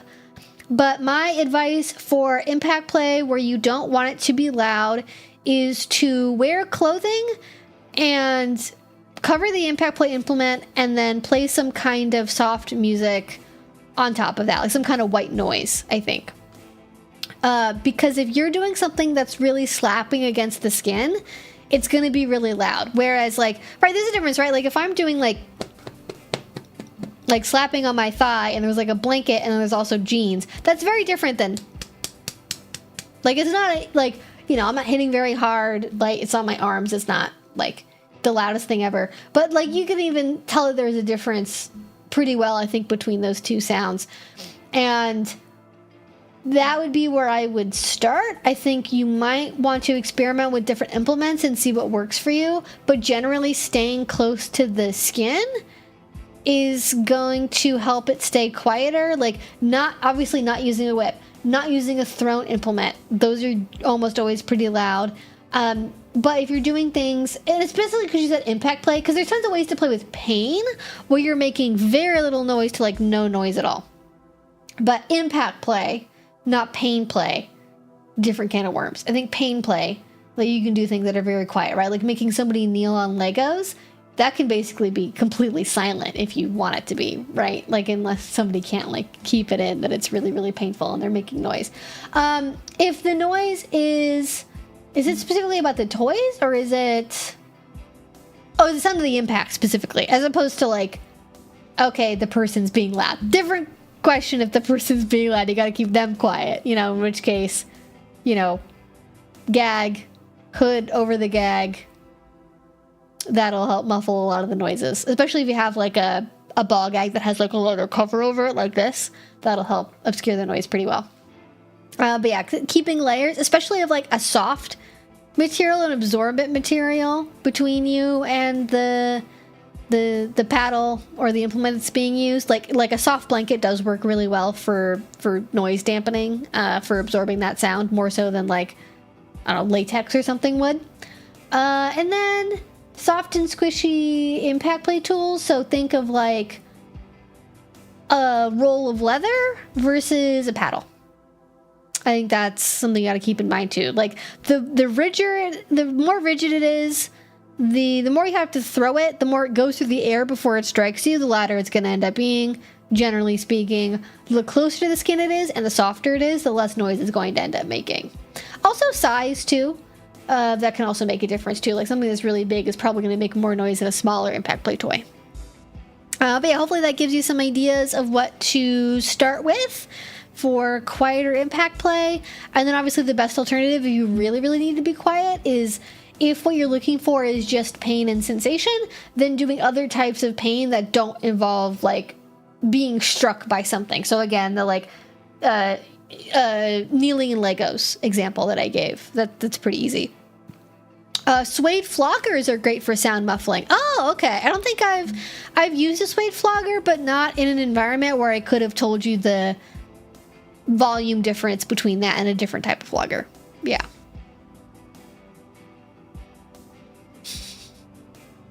SpongeBob big guy pants. Okay, yeah, exactly. Cave Bob leaf pants. When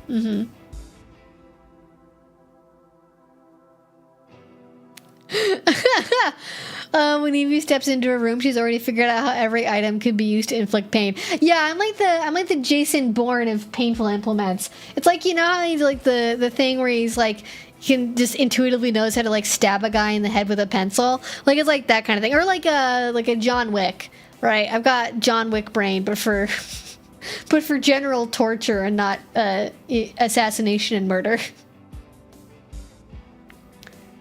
Oh, sadist sticks are good. Okay, yeah. I guess, yeah, you're actually right. Yeah, those don't make very noise, do they? Yeah. I forgot the name of those. Yeah, sadist sticks, or pain sticks, or evil sticks, or devil sticks, or demon sticks, or something in that wheelhouse. There's like 5 different names for them, but that general thing. All right, yeah, thanks for sticking around. Have a good night. We still got about half an hour left, so if you've not asked your question yet, now is a great time to put it in the chat. We've been having a grand old time here answering all of y'all's questions, and I will try my best to get to some more here.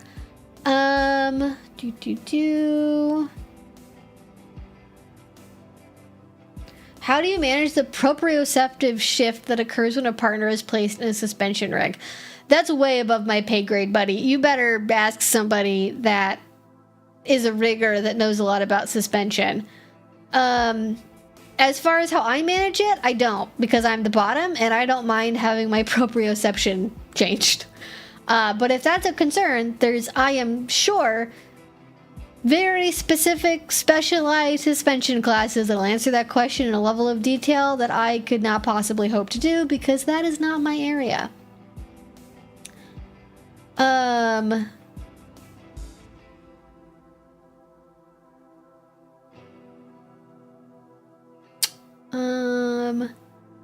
A question from Sparkle. I'd like to explore the sensitivities of the ear canal for sensory play. Any ideas or accessories on how to do that safely without risking damage to the ear? No Q-tips.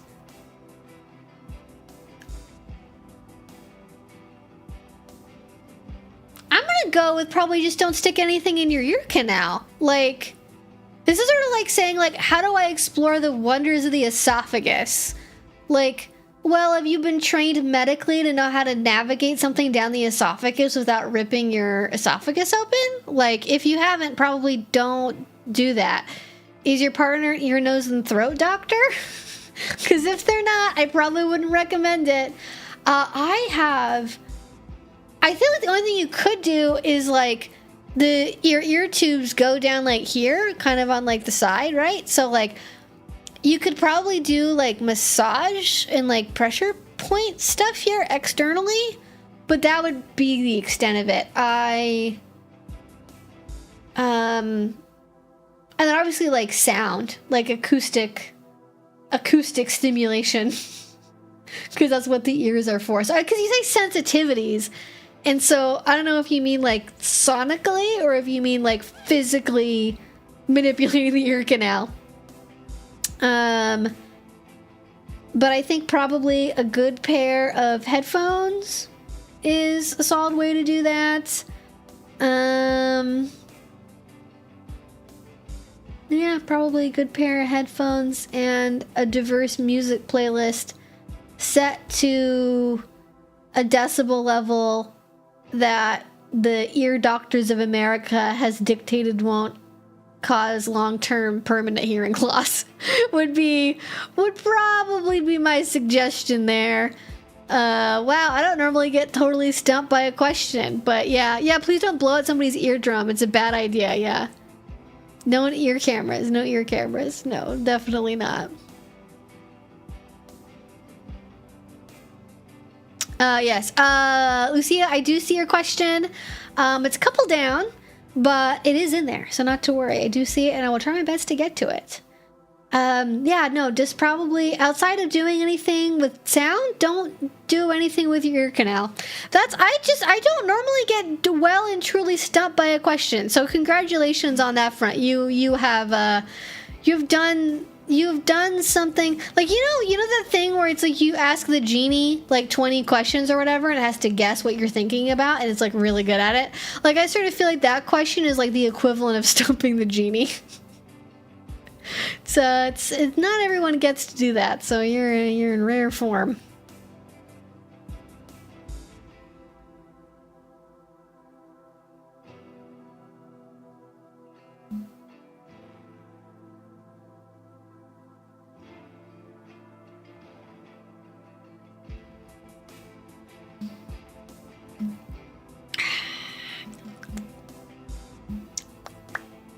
Okay. Next question. So I only see, it says bonus 3 of 3, but I only see one question. So I don't know what to do with that exactly. I see the one about explaining non-sexual kink to a partner. Does your electroplay preference lean towards more a TENS unit or a neon wand? TENS unit. I'm not a neon wand person. I've tried it a couple times. It's just not really my thing. I've topped for it before too, and it's also not really my thing. But also, I'm not like that into TENS units. Like, they're fine, It's fine, but it's not gonna ever be like the highlight of my scene. Maybe as an accent, but not the main dish by any imagination. How do you distinguish between therapeutic catharsis and escapism within a primal play scene? I don't know why. I keep getting questions that are like this, where it's like, how do you do this or this? Like, it's almost like AI generated questions, and they kind of like piss me off, because the more I think about it, the more that I think that they're generated by AI, and that just annoys me.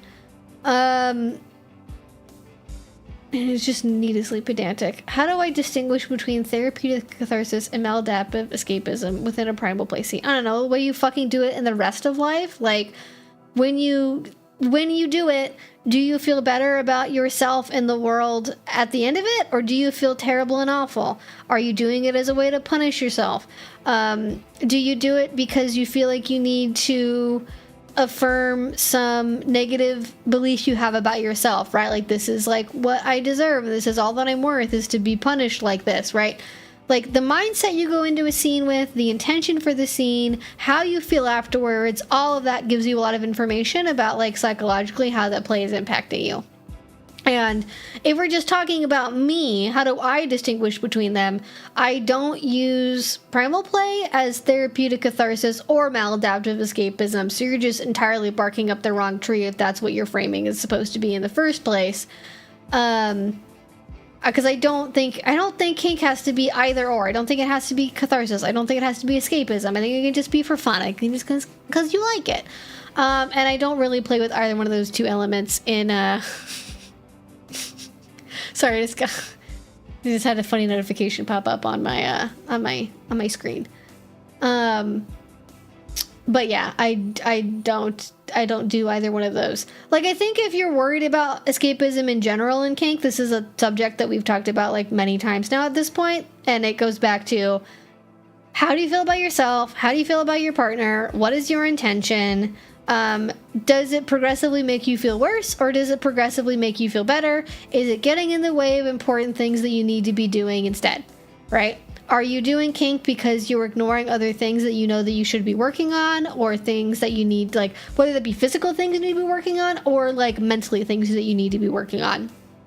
And if the answer is, I feel worse after scenes, I am falling behind, I am punishing myself, I do this because I think I deserve to be punished, or because I deserve to feel badly, or because I can't cope with something at all, then you're probably engaging in kink in a way that's not healthy. My 2 cents.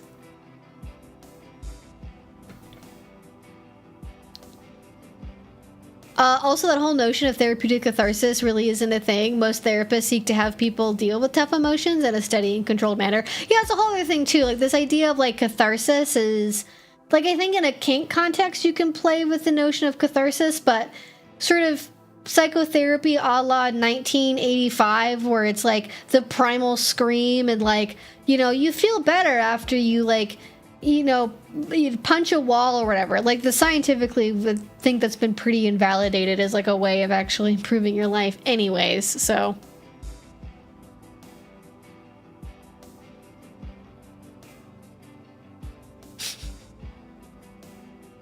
Yeah, on the bright side, it means this stream is popular enough for people to use bullshit AI chatbots for it. Yeah, right. Wasting precious resources on Earth to ask me stupid bullshit questions. But yeah, that's I just feel like I've gotten that same flavor of question like week after week after week, and it is starting to perturb me, and it is annoying, and I don't have to answer questions that annoy me, so it's just weird. All right, let me look at, can I see? Oh, that's right. If I'm in the question box, I can't see. Let me tap back here real quick. Go back to the live chat. I'm trying to see. Ah, here we go. Okay, great. Now I can see everything. It's a little bit out of order, so give me a second to unscramble this. New challenge, Evie spins Wheel of Rain at object names, and whichever it lands on, she has to come up with a use for it. That's not a bad video idea, actually. I've definitely done like making scenes out of random kinks. Definitely the advanced expert level is random objects and figuring out how to make a scene out of random objects. That would be really fun to do, actually. Maybe exploring different sounds, some of which are pleasurable and some of which are abrasive, all at a low safe volume. Yeah. Like having like a Yoko Ono track and then like whale song and then like, I don't know, like a Grindhouse movie soundtrack and then EBM music and then aggro tech and then jazz. And then classical music and just going back and forth between as many different things as possible, like very quickly, I think could be interesting. I think you could definitely come up with something that's kind of like disconcerting. Like if you just chopped up like random interspersed like 10-second bits of like 10 different genres of music and then also people screaming and then also like unpleasant noises. And I think if you wanted to, you could come up with a very dedicated way to make that deeply unpleasant. I'd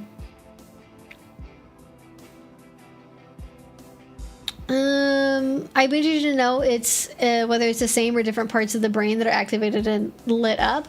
I don't know. I'm not sure. I don't think we have any data about that, unfortunately. Overall difference between those who experience kink sexually versus those who experience it non-sexually and what each party gets out of it. Just interesting to me is all.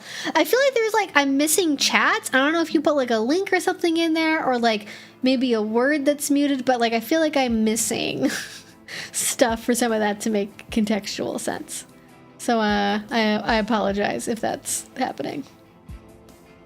You could name the video The Wheel of Pervertibles, like the Wheel of Fortune. I could. I'm calling it a pervertible wheel. Make like an actual physical wheel to spin could be fun. One of the whiteboard wheels. Yeah. But then I know everything that's on it, and I feel like I need to have just like a random object list that somebody else makes, and they just like copy and paste it in there. Like just every noun. Just copy and paste a list of every noun in the English language into a list, and then come up with a scene idea based on what pops up. Oh, thank you. I'm glad you like my YouTube icon. Yeah, the person who made it is in the description box. They are great. Do I wear fur coats or anything of the sort? No, but if I found a used fur coat, I wouldn't like not buy it. I don't know, it depends. I want to have a big fluffy coat, like a really nice big fluffy faux fur coat for outfit vibes, but I just haven't found one that looks right, that I like the look of. We're talking about break a deal, face the wheel. We're talking about fur coats and psychology and turning anything into a kink scene. I think is what we're currently on. And we are talking a lot about puppy play today. Weaponize everything, the visual novel. Is that like an actual thing that exists? Yeah, 15-minute warning. Yeah, thank you, Sean. Yeah, 15 minutes. Let's go. Yeah, please don't use AI. It's just gonna annoy me, and then I'm gonna ban you if I figure out you're using AI, because that shit pisses me off. I will not be having the universe destroyed in order to ask me dumb bullshit questions on my live stream. It pisses me off. Ba-bum.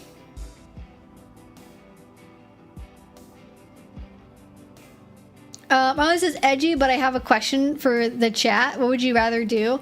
Support the GOP in 2028 or drink a bottle of mucus? Drink the bottle of mucus. I don't give a fuck. Like, you're asking me... That's such a ridiculous question. Like, Republicans want me dead. Like, I don't think you understand. I am of a political persuasion, and I am the type of person where if an ICE agent shot me in the street today... I would be on the news and Fox News would be like, actually, she deserved it because she's a freak. Like, no, I'm not going to support the party that wants to kill me or would be at least not at all perturbed by my incidental death. No, it's not happening. No, I don't care. Like, unless it's an animal, like, you know, okay, if it's like, would you rather do something this immoral or this immoral? Like, there gets to a point where I might have to start questioning things, but, like, doing something disgusting doesn't mean I'm gonna, like, no, not happening, sorry. Anyways, totally different question. Do different pets ever play together? Like real life unlikely animal friendships, asking as a bunny. Heck yeah, they do! Every single mosh I go to, there's always like a bunch of different kinds of pets. There's like foxes and puppies and hyenas and bunnies and kittens and dragons and jackalopes and skunks and raccoons and tanukis and. Yes. I would say prey animals like cows, bunnies. What was the one I was just thinking of? Deer. Cows, bunny, and deer. Not as common, but you will definitely see them out and about playing with other types of pets. For sure happens. It's freaking adorable. I love it. I love the whole like dog and a deer are friends energy, or like bunny and fox but they're friends energy. I think is really cute. So yes, it definitely does happen. I think people, if you just look on the internet, you'd think of the kink world as being very segregated to a degree that it's like not actually.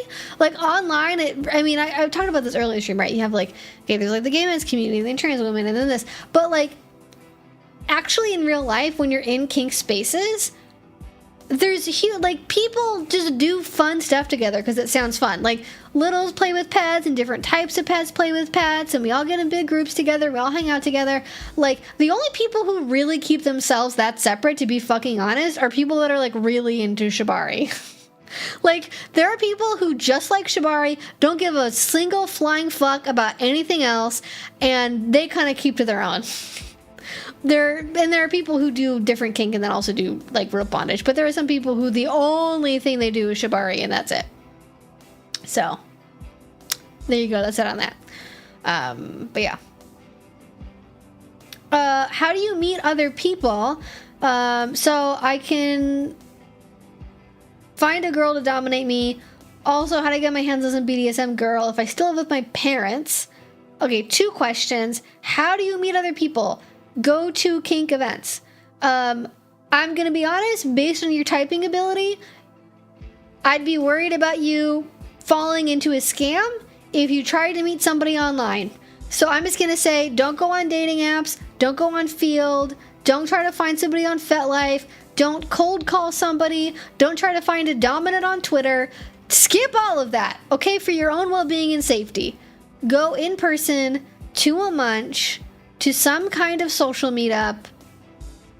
If you live with your parents, I don't know if you drive. I'm going to assume you're an adult because you're in this live stream. So assuming you're an adult, take a bus, get a friend to take you, come up with an excuse, tell them you want to like go to a cafe, tell them you want to go to the library, like do some other thing.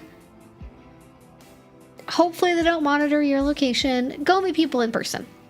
That's going to be the best way, because if you're looking for a female dominant, you are going to have a real freaking hard time trying to find one just online, because you are a very tiny fish in a very big pond competing for one pretty rare resource. And that's going to be the best way to make sure you're meeting a real person who is actually into kink, who is invested in the community, who is not a scammer or a chatbot or a blackmailer or something. So just to be completely honest with you. And then how do you get your hands on some kink gear if you live with your parents? You get a lockbox and you keep it in a private place, and then you probably buy stuff in person and it's small and you keep it very discreet. But I would be very cautious if you have nosy parents about doing anything like that. You don't have to have gear to do BDSM. If you live with your parents and you have to hide it from them, that carries quite a bit of risk.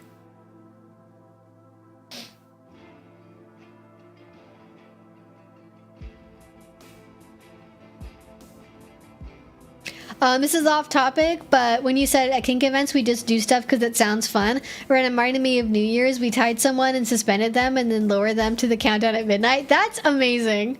I love that. I actually made a joke about that, about like, you know, it's not like we were, you know, lowering someone like the New Year's Eve ball or something, but then of course somebody actually did it as a scene. That's delightful.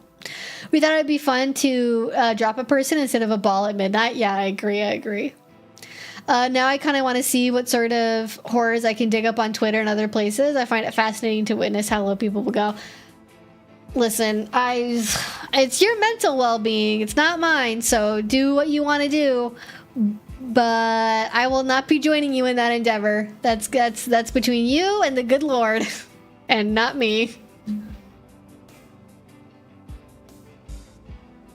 Horrified at parents who track their children into the 20s with Live 360. It's a thing. That's what people do. It just annoys me.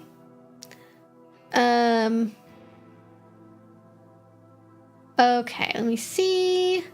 Oh, yes. Okay, so let's do Lucia's question.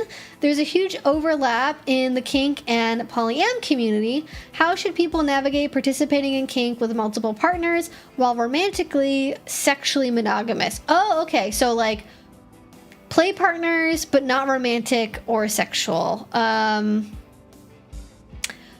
would probably read some resources about monopoly, probably. So, like, monogamous people with polyamorous partners, potentially. But I mean, it really, like, it's honestly not that different. I think you're just doing all the normal things you would do in polyamory, which is, I'm going to assume what's going on is that you have an existing relationship and you're romantic and sexually monogamous. You maybe want to get into the kink community even together, but you might want to play with other people. And if you're starting out from a couple and it's going to stay that way, then I feel like it's really easy just to lay the groundwork. Like, you're not trying to communicate to a brand new person is what I mean by that. It's not going to not be any effort, but I think it's easier. We know the person pretty well. Like, to be able to sit down and have an honest conversation about, like, what are our boundaries? What isn't okay? What's not okay? Like, you're kind of functionally doing like, kind of a hierarchical thing where you are being very exclusive. You're being very intentional with, like, okay, like, what kind, like, if we're going to play with other people, how close should we be to each other? How much notice do we want to give each other? How about pickup play? How about people we meet through FetLife? Do we want to play together with people? When you do a scene, like, what level of undress is okay with other people? What level of touch, what location of touch is okay with other people? Does kissing fall in this spectrum? What are you going to do for aftercare? Are you going to do it with each other? Are you going to do it with other people? As far as, playing with other people, or maybe even having, like, some kind of kink relationship with them, like, how involved in your life are they going to be? Do you only play in public at dungeons? Do you ever go over to their house? Do you ever bring them over? Are you friends outside of kink? Do you hang out? Do you talk regularly? Like, there's so many different little things I think are important to discuss when you're thinking about opening that up, kind of, if that's sort of what you're doing. And then making sure it's really, really, really clear between the two of you where the boundaries are, so that way there's no surprises and hurt feelings.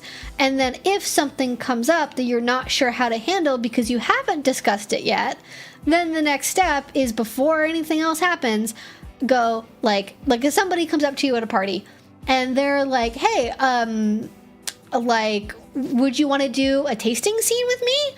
And you're like, oh, we haven't talked about doing tasting scenes, and I'm, like, at this party with my partner, so let me go ask them. And then you say, thank you so much for the offer. I need to go check in with somebody real quick, and I'll get back to you if that's okay.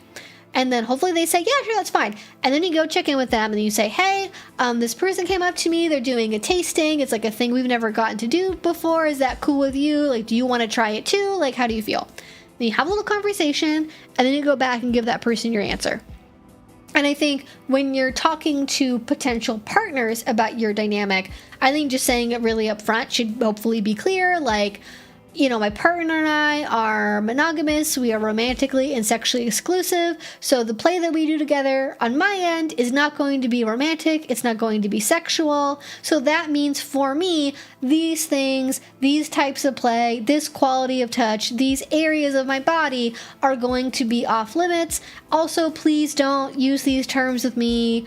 Do these things during aftercare. Like, be very clear about where those boundaries are at for any new people. And then if they can work with that, they can work with that. If they can't, then they can't, and then you know right away. Like, I think it's, sometimes I think people are reluctant to, like, be upfront about, hey, this is the relationship I'm in, and this is kind of where my boundary's at, because they don't want to seem exclusionary, I guess. But you both need to be able to make an informed decision about how much effort you want to put into this dynamic, and if you do actually want to play together at all. And if for them, you know, their kink is sexual, or they want to be able to, like, you know, do certain things during aftercare, during a scene, and they don't want to work around those limitations, knowing that up front is better, so that way you're not both wasting time. But yeah, I think otherwise it should be easy. Like, I definitely know plenty of people that are monogamous that still do pick-up play with people, and they, you know, they just have clear conversations about, like, what's okay. Like, I know people that, like, they're monogamous and they maybe occasionally do pick-up play with other people, but they only play with, like, the gender of people that they're not attracted to. So, like, it's like a straight couple, right? And so the woman might do pick-up play with other women who are her friends, and then the man might do, like, tasting scenes, like pick-up play with other men. So that's kind of how it shakes out sometimes. But yeah, good question. I think it's something that not a lot of people get advice on how to deal with. But as always, like, communication and setting boundaries is so important. So basically, add kink to the relationship negotiation checklist. Over communication is better than under communication. Yeah, that's basically it, yeah. And then, you know, if you find somebody that doesn't want to play because it's, like, too much communication, then it's like, well, you're in a dynamic that requires a lot of communication. And I would say, too, just because I haven't said this, be very slow with introducing new things. Just because something is on the table doesn't mean you got to do all the new things all at once. I think at first you don't really know until it happens what feelings might pop up.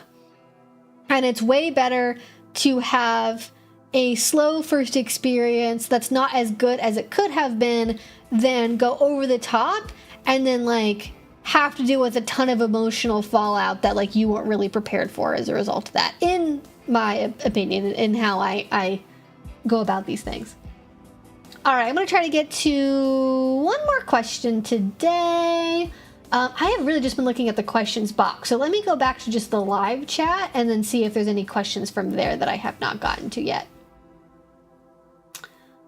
Oh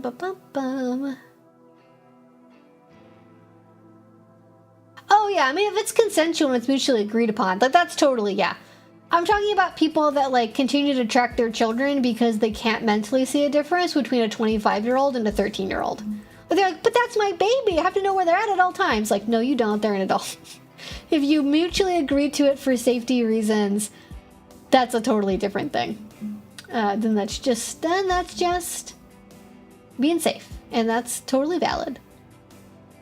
I want cat dog play. I think a chase would be fun. Oh yeah, that's totally a thing. People can do that. I mean, it's not, like, the most common, but it can be a thing.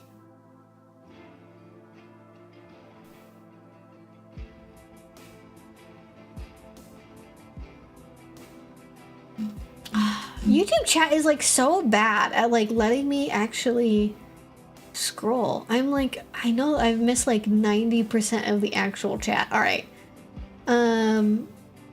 Also, like the background on this stream. Oh, thank you. I really like it too. And I also like that my dog is... So she moved it all the whole stream. She just moved a leg, so I know she's fine. But, like, she's been out.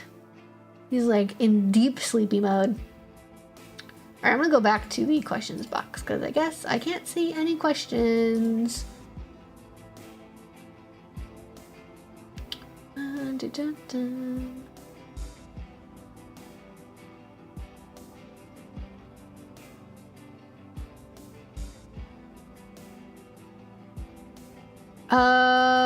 There's some things, there's a couple in here I'm just not gonna answer. I'm gonna be honest with you. There's a couple I'm just skipping. So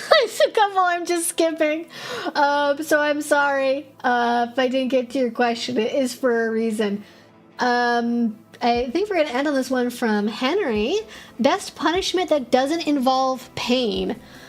The best. Oh, this is but so hard. the best punishment is the one that you tailor make to the specific psychology of the person that you're playing with and what their own preferences and limits are, and the infraction that they committed. But I think probably the best punishment that doesn't involve any pain, because that also means psychological pain or like physical pain. Because the psychological pain I have ideas for. The best punishment. There's so many. How do I pick a best one? Okay, I think the best punishment in terms of like efficacy and like all of that, and is making it as like general as possible, is like having to write an essay explaining why you're sorry about something. Like you have to write a 4-paragraph essay, including an introductory statement and a conclusion paragraph, in which you explain what you did wrong, why it was wrong, how you won't do it again in the future, and a plan for being better in the future. I think that's like the most effective. Because it does suck, it does take up time, it does make you self-conscious, but it does help you create a better plan going forward. I feel like the squats would still involve pain, like just like a different kind of pain. Oh, thank you. I'm glad you enjoyed the stream. All right, and with that being said, it is time for us to wrap up today. So thank you all so much for joining me on our Friday stream. We do these streams every Friday. If you would like to join us tomorrow on Patreon, we are doing a movie night for a brand new kinky BDSM movie that I am super excited about. I hope you all will join me over there. In the meantime, stay safe, have fun. If you have not watched the video from earlier today, I highly recommend you check it out. But I will see you all later. And let me see if this wakes up Bandita or if she's like really asleep. Really asleep. All right, bye. Did that get her? No, she's very sleepy, girl. I'm gonna get her. Hi, sleepy baby. Oh, you're a very sleepy girl. Hi, honey buns. Hi, honey buns. Huh. So good. Come here. Oh, no. I'm picking you up, huh, sleepy lady? Oh, so sleepy. Hi, lady. How are you today? How are you today, my lovely? Yeah. Let's turn off the pet camera there so people can see ya. Aw, hi, sweetheart. What do you think? Are we ready to be wrapped up for today? Are we ready to be done? Yeah, okay. Alright, Bandita says good night. I say good night. Good night, everybody. Bye-bye.